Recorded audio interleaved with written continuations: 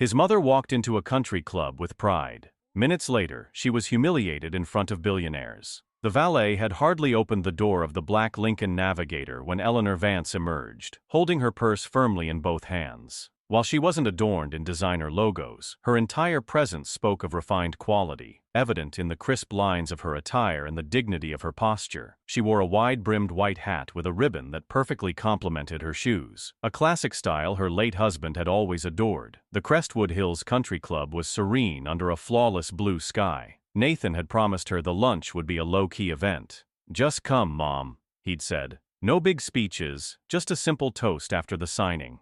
She was incredibly proud of him and the logistics empire he had forged, expanding from a modest warehouse in Charleston to a sprawling nationwide supply chain network. Today, that empire was on the brink of merging with a much larger entity, the Sterling Corporation, a name synonymous with old money and deep-rooted influence. But Eleanor wasn't concerned with such details. She was there to support her son, simply because he had asked. She had barely ascended the marble staircase when a woman in a navy blue uniform stepped directly into her path. "Pardon me?" the woman stated flatly, her expression devoid of a smile. "All staff and deliveries must use the rear entrance." Eleanor tilted her head in confusion.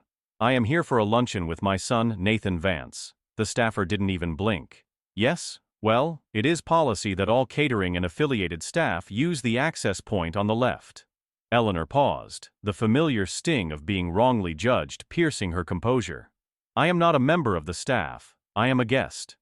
Across the patio, Nathan Vance was in the middle of raising a glass. His eyes scanned the lawn, finding his mother just as he registered the confrontational posture of the uniformed woman. A knot tightened in his chest. Eleanor took a calming breath. "You can check the guest list. My name is Eleanor Vance, and my son is one of the principals meeting here today." Before the employee could formulate a response, a sharp voice cut through the air like shattering glass.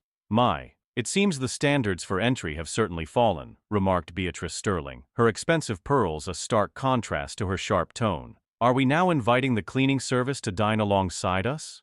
Several people turned their heads, and one man nearby chuckled dismissively. Nathan's jaw tensed. He was still holding the champagne flute mid-toast, but his smile had vanished completely. He deliberately set the glass down, a change in expression that did not go unnoticed by his colleagues.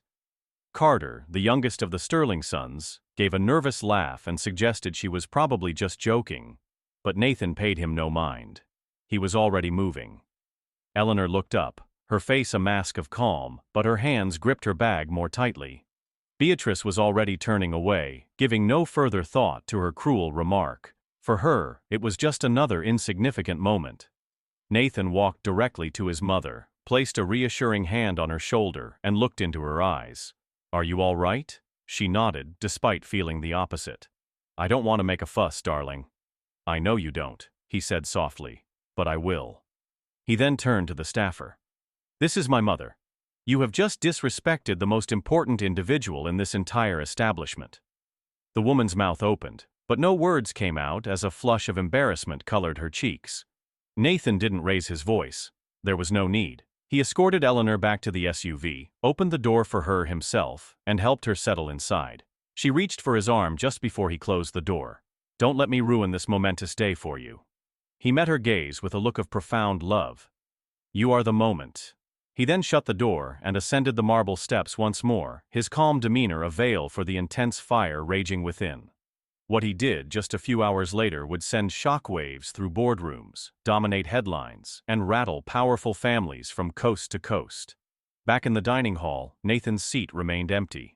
An ornate fountain pen, intended for signing the final agreement, rested beside a thick stack of documents representing more than 18 months of grueling negotiations, revisions, and strategic planning, all culminating on this day. A champagne tower gleamed by the windows, everything perfectly in place except for Nathan. The atmosphere in the room shifted the instant he returned. It was not a dramatic change. There was no yelling, no angry declarations. Just a heavy, tense quiet, the kind that hangs in the air after a storm cloud passes. "Is everything all right?" asked Garrett Hayes, the Sterling family's general counsel. His voice was laced with a forced calm, the way a person speaks when they sense a $50 million problem but can't yet pinpoint its source. Nathan didn't answer immediately. He scanned the room, his eyes moving over the board members, the lawyers, and the assembled family. His gaze finally landed on Beatrice Sterling. She was still leisurely sipping her wine, half-turned in her chair with her legs crossed, projecting an air of someone who hadn't even noticed the disruption. She wasn't just comfortable, she was certain that the deal was already a sure thing, that any potential issue had been smoothed over by money. He walked to his chair, placed both hands on its back, but did not sit down. "I have something to say," he announced. A few people looked up. The room didn't just get quiet, it froze in anticipation. "All of you know how much this deal was supposed to mean, not just for our companies but for the markets and the next generation of this country's tech infrastructure. This merger was intended to change everything." He paused, looking at each face in the room one by one. "But I will not be signing it." A few moments of stunned silence followed before a ripple of low murmurs and confusion spread through the room. Someone was heard asking, "Wait, what?" Beatrice's head turned now, not quickly, but with a sharpness that conveyed his words had struck their target. "Pardon me?" she asked, her tone bordering on a laugh. Nathan nodded. "You are pardoned." Garrett tried to intervene. "Is this a negotiation tactic?" "Nathan, if there's a last-minute concern, we can return to the table." Nathan finally sat, not in the chair reserved for the signing, but in one at the far end of the table, furthest from the contract. "No," he stated, "there is no more table." Beatrice scoffed, then leaned forward with a smile that failed to reach her eyes. "Let's not overreact because of a simple misunderstanding. I simply did not recognize the woman, that's all." He blinked once, slowly. "That woman is my mother." "I am aware of that now," she replied, struggling to keep her voice cool. "But surely," Nathan cut her off, his voice low and almost gentle, "you knew what you were doing, and you said what you meant." Garrett cleared his throat. "We have invested tens of millions in preparation on both sides. There are significant legal implications here." Nathan leaned back, looking completely unbothered. "Then I'll see you in court. You can explain to a judge how disrespecting my family was a part of your corporate strategy." "Don't be so emotional," Beatrice muttered. That was the final straw. He leaned forward again, folding his hands on the table. "You think I built this company from a comfortable office? I unloaded freight, Beatrice. I drove delivery routes at 4 in the morning. I handled payroll from a small desk in my kitchen because we couldn't afford an accountant. I watched my mother take a bus to clean houses so that I could keep the lights on in our apartment. So when she arrives here dressed in her finest, filled with pride, and you humiliate her, you humiliate me." No one said a word. Then Nathan stood one last time. "There are deals you lose sleep over not signing. This isn't one of them." He walked out. No folder, no documents, no handshake, just silence.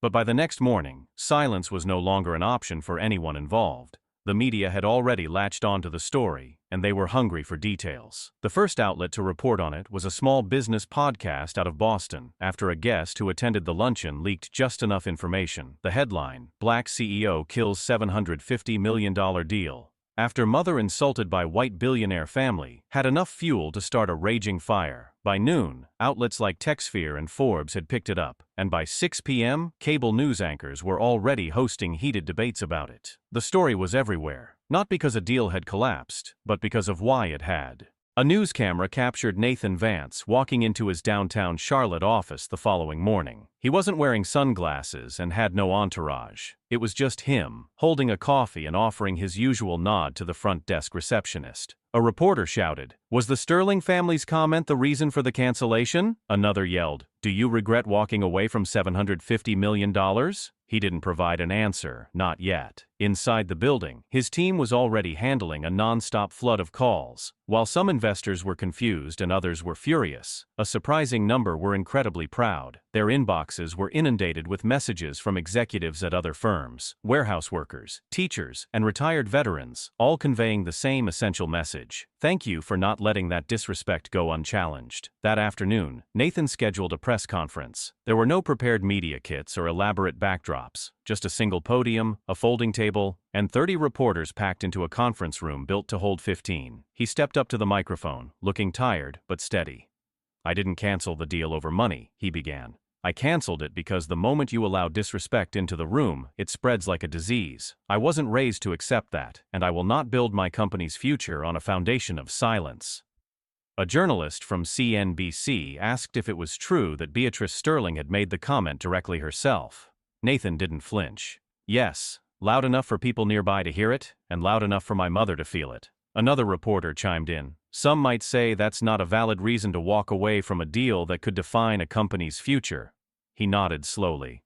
It depends on what kind of company you are trying to define. The room fell silent again. His statement was brief. It didn't need to be long. Respect is not a negotiable clause in a contract, and if we start trading our dignity for a profit, then we have already lost. He stepped down and walked out, just as he had the day before. But outside that conference room, the world had changed. In places where people normally whispered, they were suddenly speaking out loud. That same night, clips of his speech went viral on TikTok, X, and YouTube. A former employee of the Sterling family posted a story about being instructed to use a service elevator during a prestigious charity gala. A Latinx caterer shared an experience of being asked to remove her work apron before entering a main lobby to set up for an event. The social media thread garnered tens of thousands of shares in just a few hours. Nathan had not planned any of this. He wasn't attempting to start a movement, but sometimes all it takes is one person standing still for others to find their footing. Meanwhile, behind closed doors, the Sterling Corporation was scrambling in an emergency board meeting. Harrison Sterling, Beatrice's eldest son, who had been mostly uninvolved in the negotiations, asked the question none of them wanted to address. "Do we need to issue an apology?" Beatrice frowned. "I don't apologize to people who are overly sensitive." An angry board member snapped back. "You insulted the man's mother, Beatrice, in public during the deal signing. What did you honestly think would happen?" "We've made comments worse than that to each other in this very room," she argued. "And none of us ever lost a multi-hundred-million-dollar acquisition because of it," Harrison muttered under his breath.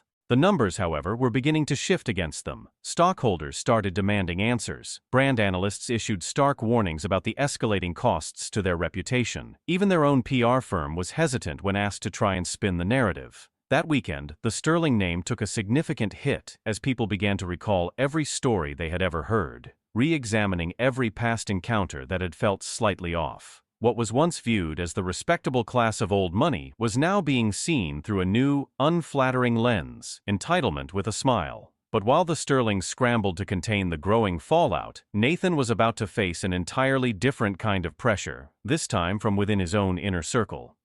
Inside the Charlotte headquarters, the atmosphere was hardly peaceful. Nathan's decision had transformed him into a public symbol, but symbols inevitably attract weight, pressure, and intense scrutiny. Some of this pressure was applied quietly behind closed doors. Some was not. He met with his executive team in the upstairs conference room, a wide glass space with a view overlooking Trade Street. Most of them had been with him from the very beginning, some even since the warehouse days. But loyalty has many layers, and not everyone was on the same page. Marcus Thorne, his CFO, was the first to speak.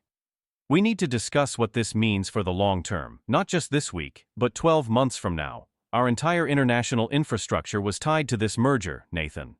"I know," Nathan replied calmly. "We are looking at serious legal backlash. The Sterling Corporation is already drafting breach of contract claims. Their lawyers are going to argue you killed the deal for personal reasons." "It wasn't personal," Nathan said. "It was a matter of principle." "But can we afford to stand on principle right now?" asked David Chen, his COO. "We're still a late-stage startup. Do you think the board isn't going to panic?" Nathan looked at David, his eyes steady. "Let them." That response quieted the room for a moment. Then, Maria Flores, his head of marketing, leaned forward. "Nathan, I support your decision, I truly do. But you have to understand, you've become a headline, a symbol. People are calling you the man who walked away from generational wealth to protect his mother. That comes with an immense amount of heat. You are now the guy who said no to a massive fortune because someone insulted his mom in public." "I said no to being owned," he corrected. "I get that," Maria replied. "But if you don't take control of this narrative, someone else will, and they'll do it quickly." Marcus added, "We're already seeing it. Some investors are nervous. I've had several calls this morning. They want assurances. They want a plan." Nathan stood and walked to the window. Outside, the city looked ordinary. Traffic moved, and a mother walked her child across the street, holding his hand tightly. He thought of Eleanor, how small she had looked on those marble steps in Charleston, and yet how tall she had stood. "Anyway, I am not going to teach people that power means swallowing your pride," Nathan said finally. "Not here, not in my company, and not for any size of check." David leaned back, frustrated. "Okay, but what if we collapse because of this?" "Then we rebuild," Nathan said. "But at least we won't rot from the inside." There was a profound silence after that, and then something unexpected happened. Maria nodded, then Marcus, and finally, David gave a reluctant shrug. "We'll hold," Marcus said, "for now." They didn't all agree, not completely, but something in the room had shifted. Maybe it was respect, maybe it was fear, maybe it was both. But outside those walls, not everyone was as prepared to stand beside him, especially those who had been betting on the payout. A few days later, Nathan's phone buzzed with a message from Leo Vance, his cousin and co-founder. It was a single line: "We need to talk, face to face." They met at a diner in Raleigh, in the very same booth where they had once sketched their first business plan on napkins. Leo was already there, nursing a coffee when Nathan slid in across from him. "I heard from Sterling Trust Bank this morning," Leo said, not wasting any time. "They're pausing our credit line, the one we were going to use to scale our West Coast operations." Nathan nodded. "I figured they might." Leo stared at him in disbelief. "You figured?" "Nathan, we were right there. This wasn't some random buyout. This was our generational leap, our kids' future. And I wasn't going to let that future be built on my mother's humiliation," Nathan replied. Leo shook his head, his eyes hard. "Did you ever think that maybe that was her fight to pick, not yours?" Nathan leaned in. "She wasn't fighting, Leo, she was being stepped on. This isn't the same as our old struggles back in Durham. You made a decision for all of us without asking, and now people are saying you did it for clout." "I did it because I was raised not to sell my name for a seat at someone else's table," Nathan retorted. Leo sat back, his lips tight. "You're lucky people see you as a hero right now. You'd better hope that lasts." Nathan stood, tossing a $50 bill on the table. "If it doesn't, I'll still sleep fine." But deep down, even Nathan knew the real storm hadn't hit yet, not until the Sterlings made their next move. The Sterling estate in Charleston was built like a fortress, with stone walls, antique iron gates, and hedges trimmed with military precision. Inside the main study, the family gathered around a long mahogany table, the air stiff with tension. No one dared sip the wine that had been poured. Beatrice Sterling sat at the head, her fingers clasped under her chin, her expression unreadable. Harrison, her eldest, was pacing, while Carter scrolled nervously through his phone. The only one who spoke with any ease was Claire Evans, their crisis PR manager. "We need to issue a statement," she said. "Something short, acknowledging the incident, expressing regret, and emphasizing your shared values." Beatrice scoffed. "What values?" That woman looked like she didn't belong. "That's not my fault." Claire blinked once, slowly. "You just said that out loud in front of your children, while I am here trying to protect your legacy." Harrison stopped pacing. "Mom, Nathan's walking away has already tanked interest in our tech sector portfolio. Do you understand how bad this is?" "He'll come back," she said confidently. "They always do. Pride fades when the money runs dry." Claire shut her binder with a sharp snap. "You don't get it. This isn't about the deal anymore. This is cultural." He struck a chord. Carter looked up from his phone. "People are calling him a hero, Mom. They're reposting his speech, quoting him like he's some civil rights icon." Beatrice waved her hand dismissively. "They'll forget by next week."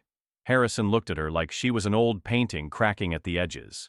"They won't. You've become the symbol of elitist racism in every podcast and headline right now, and you haven't even said you're sorry." "I'm not apologizing for having standards."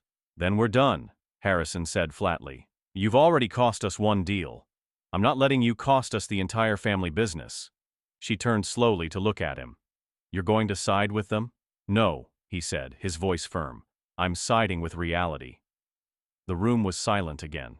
Beatrice's empire, constructed upon a foundation of carefully curated appearances and rigid control, was beginning to wobble because all the corporate press releases in the world could not erase the memory of that single moment on the terrace, the condescending sound of her voice, her dismissive tone, and the look of quiet pain on Eleanor Vance's face. Eventually, the Sterling Group released an official statement. It was bland, cold, and filled with legal jargon and a generic sense of regret. The Sterling Group regrets the recent miscommunication that led to the premature conclusion of the merger. We continue to uphold our values of inclusion and mutual respect.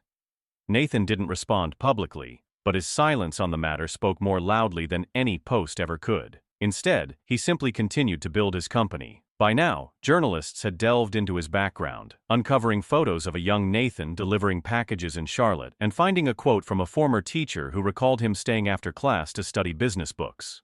A clip from an old podcast resurfaced in which he said, "I'm not trying to get into anyone's club. I'm trying to build my own house." Meanwhile, Eleanor had become a respected public figure in her own right. She made a brief appearance on Good Day America, sitting in a simple chair with her hands folded in her lap. "I didn't ask for any of this attention," she said, "but I raised my son to speak up when silence costs too much." The host asked if she would have preferred he sign the deal anyway. She smiled, a soft but firm expression on her face. "Some money comes with chains attached. I'm too old to be wearing chains." That clip went viral. Influencers stitched it into their own videos, and young entrepreneurs quoted her during panel discussions. Quietly, companies began to pull out of partnerships with Sterling-affiliated businesses, not because of Nathan, but because of what Beatrice had come to represent. In an era where reputation travels faster than fact, perception becomes reality, and reality was undeniably shifting. Still, Nathan didn't gloat. He went to work, met with his partners, hired more staff, and visited his mother every Sunday, bringing her gardenias and banana pudding from the same bakery she had always loved in Durham. But just when things seemed to be settling down, an unexpected phone call would pull Nathan right back into the spotlight, this time not for what he had walked away from, but for what someone else had uncovered. The call came just after 9 p.m. Eastern on a Wednesday. Nathan was alone in his office, working through financial projections. The building was mostly dark, with cleaning crews moving quietly through the lower floors. He almost didn't answer when he saw the blocked number, but something compelled him to pick up. "Mr. Vance." The voice was sharp and a little raspy, as if it belonged to someone who had smoked for decades but had only recently quit. "I'm not calling to make trouble. I'm calling because you need to know what they're trying to do." Nathan sat up straighter. "Who is this?" "I worked with the Sterlings for 17 years. I was on their legal acquisition team. You're not the first name they've tried to erase when it didn't suit them." "Erase?" he questioned. "They're preparing a countersuit," the voice continued. "They're digging into your early filings, your first funding rounds, trying to frame you as unstable. They want to make you look volatile and unpredictable. Say you brought politics into business and ruined shareholder value. They're hoping people will forget why you walked away in the first place." Nathan leaned back, staring out the tall window. "And why are you telling me this?" "Because I've seen this before. They destroy. Then they deny. You made the mistake of embarrassing them in public. They'll try to bury you quietly." The line clicked dead. Nathan sat there, unmoving. He knew the Sterlings played hardball, but this was different. It was war, and it wouldn't stop at his name. They would aim at his reputation, his team, and even his mother if they had to. He called Maria Flores the next morning. "They're coming after you," she said, unsurprised after he relayed the call. "Beatrice doesn't lose quietly. She's going to weaponize your story and flip the narrative, make it seem like you're the aggressor." "Let her try," Nathan replied, but Maria was already thinking 5 steps ahead. "We need to show people who you are before she tells them who you're not." She got to work immediately. Within 72 hours, a new media campaign was launched. It featured no slogans or drama, only genuine stories. Warehouse employees recorded heartfelt testimonials. Investors spoke about Nathan's transparency during difficult financial quarters. Former interns posted videos about how he had mentored them without any need for cameras or social media hashtags. However, the most powerful video came from Eleanor Vance, who was seated in her small living room. She looked directly at the camera and said, "I didn't raise my son to be a businessman. I raised him to be a man. A man who understands that you must stand tall, especially when standing means losing something." Her statement landed like a thunderclap. Cable news channels couldn't ignore it, and the supportive hashtags began trending all over again. Suddenly, the Sterling Corporation's strategy of subtle discrediting and veiled accusations started to look exactly like what it was: bitterness. Still, they didn't give up. A week later, the Sterling Group released documents suggesting that Nathan had violated early partnership clauses during a 2021 deal with Apex Freight Solutions. The implication was that he had a history of abruptly cutting business ties. But the CEO of Apex, Simon Reyes, went on the record that same day stating, "Nathan Vance left our deal because he refused to approve wage cuts for our drivers. I wish I had done the same." The attempt backfired spectacularly. The narrative was slipping further from the Sterling family's grasp, and every move they made to regain control only magnified the original wound, one for which they still refused to acknowledge or apologize. Inside the Sterling family home, Beatrice was beginning to feel the walls close in. Contracts were evaporating, and invitations to exclusive events had disappeared. A prominent museum board rescinded her honorary seat. But Beatrice did not blame herself, not even for a moment. "It's a fad," she snapped at Harrison over breakfast. "This social media outrage. It will fade." Harrison wasn't so sure anymore. "It's not fading, Mother. It's building. And it's all because you never once said you were wrong." She sipped her coffee as if the conversation bored her. "And I won't," she stated. He stood then. "The family business doesn't need you anymore." She didn't respond, but for the first time, her hands trembled just slightly. But while the Sterlings were losing ground, Nathan was about to face a moment of truth that had nothing to do with money and everything to do with legacy. Nathan stood in his mother's backyard in Durham, watching her clip basil from the small planter box they had built together 3 seasons ago. The sun was low in the sky, casting a soft orange glow on the grass. Eleanor wore one of her older church dresses, faded at the seams but still perfectly pressed.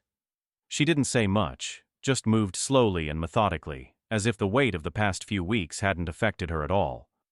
But Nathan knew better. "Mom," he said, not looking directly at her. "Are you all right with all this attention?" She didn't look up from her task. "The attention doesn't bother me, but I know what comes with it." "What do you mean?" Eleanor snipped another leaf, placing it gently into the bowl resting on her hip. "They don't like it when people like us walk out of their rooms with our heads held high. It makes them feel small, so they in turn try to make you feel smaller." He sat down on the porch steps.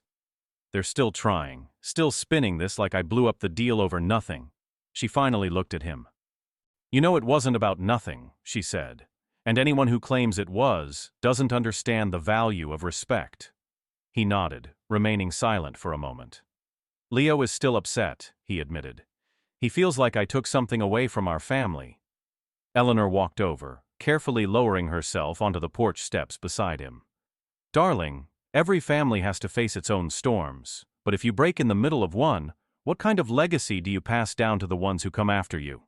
"I just wanted to protect you," he said, his voice softening. "And you did," she replied. "But this was never just about me. It was about what you now represent. Don't you dare run from that." Nathan sat with her words, letting them sink in. Later that night, back at his apartment in Raleigh, he watched a news program replay the footage from his press conference.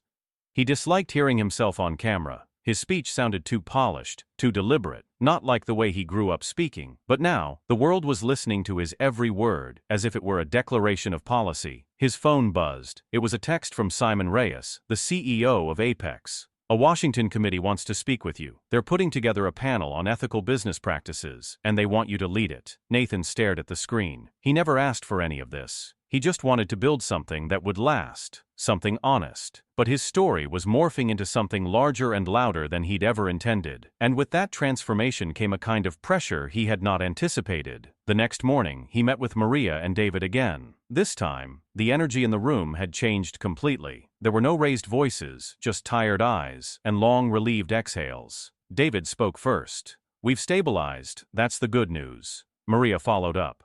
"And all this publicity is actually helping us now, not hurting. 3 mid-sized logistics firms want to partner with us. Quietly, for now, but still. Because we stood for something," Nathan said.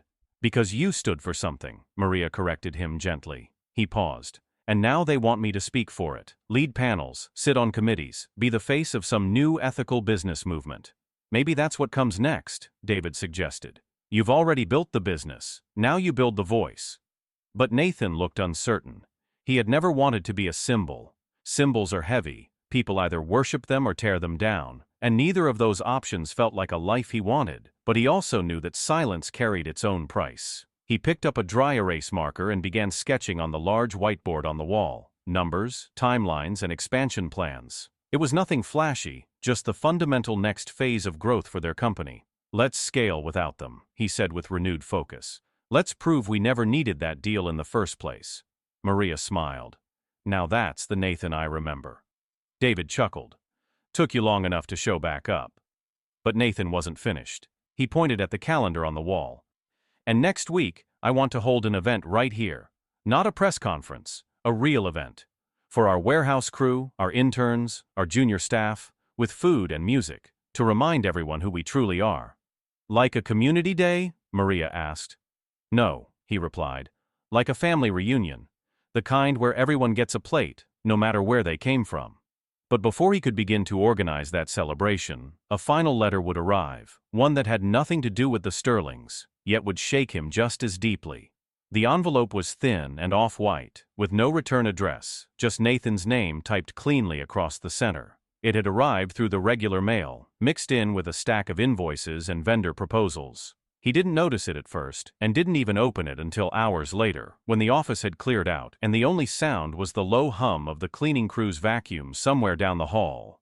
The letter inside was penned in a neat, careful cursive, with every loop and curve formed as if the writer had practiced before putting the ink to paper. "Mr. Vance," it began, "you do not know me, but I know who you are. My father was the groundskeeper at Sterling Ridge from 1988 until he passed away in 2012. He raised me and my 3 sisters on the wages from that job. He woke up before the sun rose, never once complained, and taught us to hold on to our pride, even when we were treated as if we were invisible. I saw your story on the news, and I cried. Not because I was surprised by what happened to your mother, because I certainly was not, but because for the first time someone said no and truly meant it. You reminded me of my father. He never had the platform that you do, but he had your same spine. I just wanted you to know that not everyone forgets where they came from or what they stand up for. With deep respect, Sarah Bennett." Nathan read the letter twice before folding it slowly and placing it on his desk. That name, Sarah Bennett, stirred a vague sense of familiarity, but when he dug through his inbox and online networks, he found nothing. Later that night, he told his mother about it over dinner. She said her father was the groundskeeper, he mentioned, pushing some food around on his plate. She said I reminded her of him. Eleanor looked thoughtful for a moment. "It's funny how the truth reaches you, isn't it? It doesn't matter the route, it always finds you." Nathan nodded but didn't speak. He didn't need to. The letter had settled in his chest, not with the weight of regret, but with the gravity of profound meaning. He carried so much responsibility now, and it felt good to know his choice had resonated with someone who had lived in the shadow of that same estate for decades. The next day, he asked Maria to find Sarah. Quietly, she made some calls. A couple of days later, she had an update. "Found her. She's a 5th-grade teacher in Richmond, stays off social media, lives in a small apartment with a rescue dog. She said she never expected you to write back." "I want to visit her," Nathan said. "Should I call ahead?" "No," he decided. "I'll just knock." 2 days later, he was standing on a small stoop in Richmond, holding a paper bag from a local bakery and feeling something he rarely ever felt anymore: nervous. Sarah Bennett opened the door after the second knock. She looked to be in her late 40s with a brown ponytail and was wearing jeans and a school district sweatshirt. When she saw who it was, she froze. "I'm Nathan," he said, holding up the bag. "And this is banana bread. I figured you might be tired of everyone only wanting something from you." Sarah blinked, then let out a soft, breathy laugh. "You'd better come in before my dog tries to adopt you." The inside of the apartment was warm and lived in. A framed photograph of an older man in work boots sat on the mantelpiece. Nathan walked over and looked at it closely. "Your father?" She nodded. "He took care of that estate like it was his own." "I know the type," he said with a small smile. Sarah offered him tea, and they sat and talked. She told him stories about her father, how he had stubbornly refused to call the Sterlings sir and ma'am, how he saved every single paycheck, and how he taught her to read using the contracts and invoices he brought home from work. "He would have liked you," she said finally, "not because you became successful, but because you understood when it was time to walk away." They spoke for nearly 3 hours, with nothing recorded and no hashtags, just 2 people connecting over a shared history that neither of them had asked for, but that both had carried in their bones. When Nathan left, she handed him a copy of an old photograph, showing her dad standing proudly under a tall oak tree with a rake in his hand and a quiet dignity in his eyes.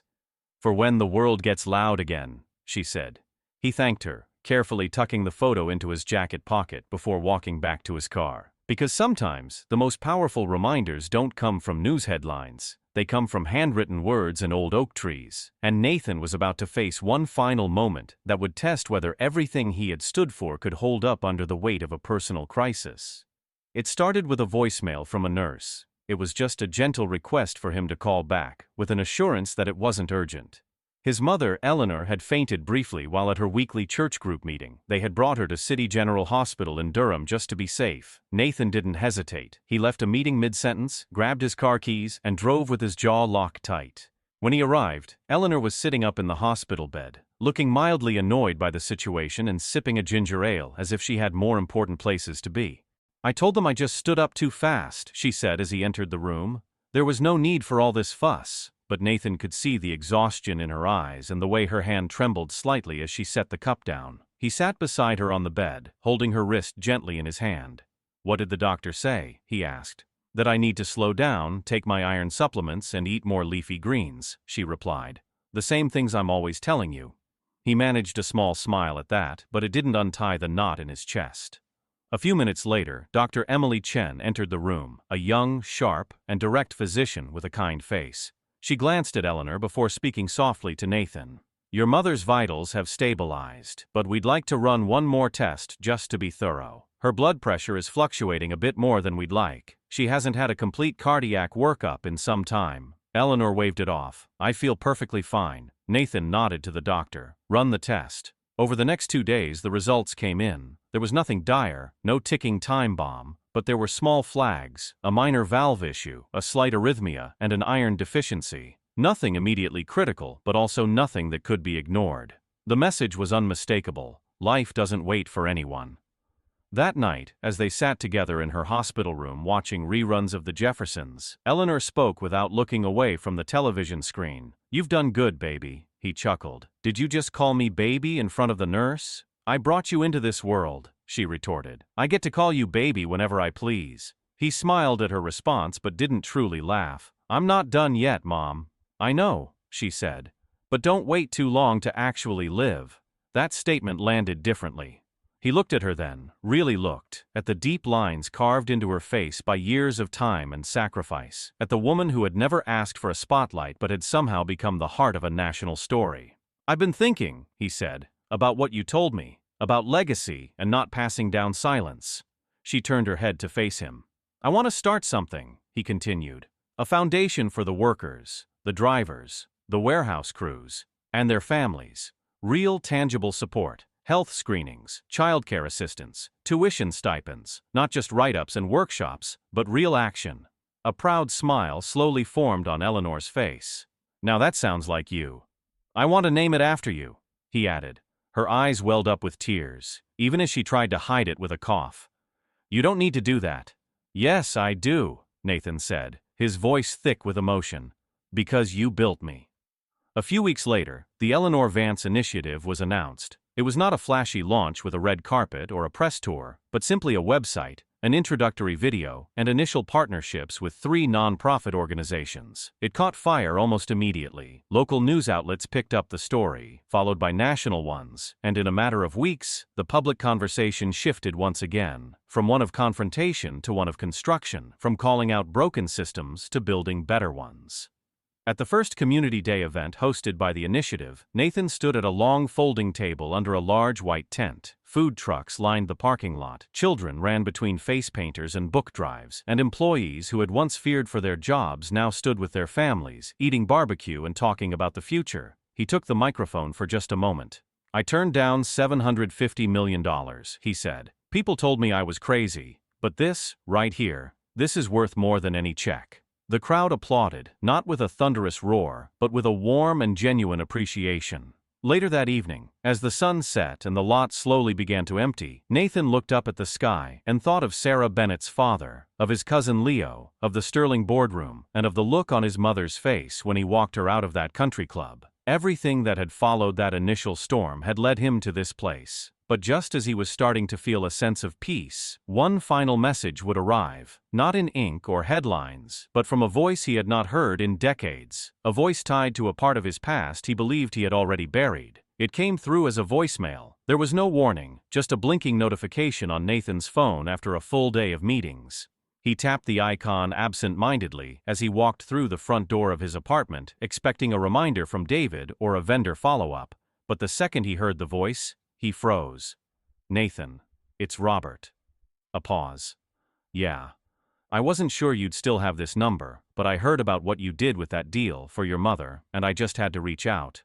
Robert, his father's brother, the uncle who hadn't called in over 22 years, the one who had vanished the night they lowered his father into the ground with no goodbye and no explanation. "I saw you on the news. Your mama raised you right. No surprise there. I'm proud of you." And I'm sorry for a lot. If you ever want to talk, this is my number now.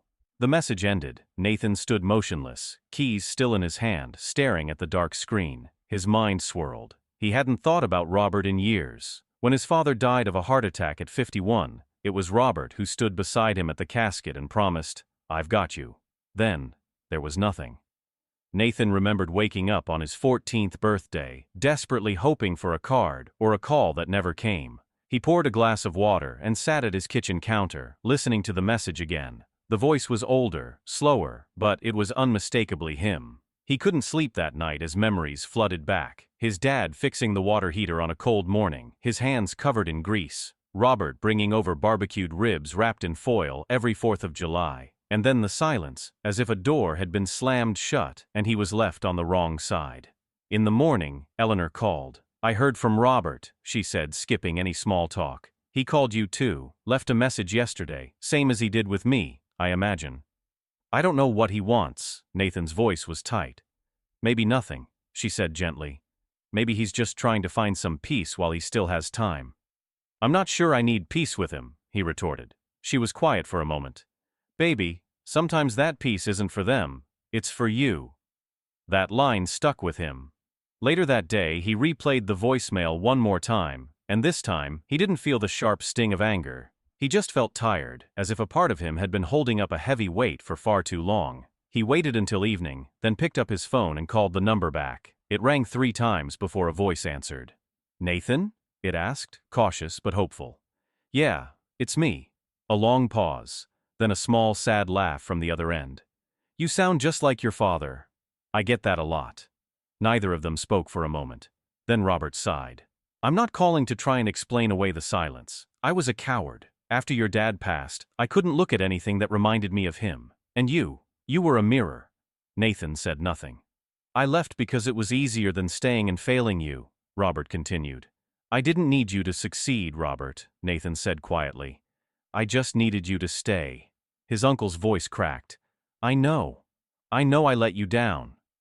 They spoke for 20 more minutes, not about business or betrayal, but about old fishing trips, Nathan's high school football games, and how Robert had been following his career from the sidelines, quietly and from a distance.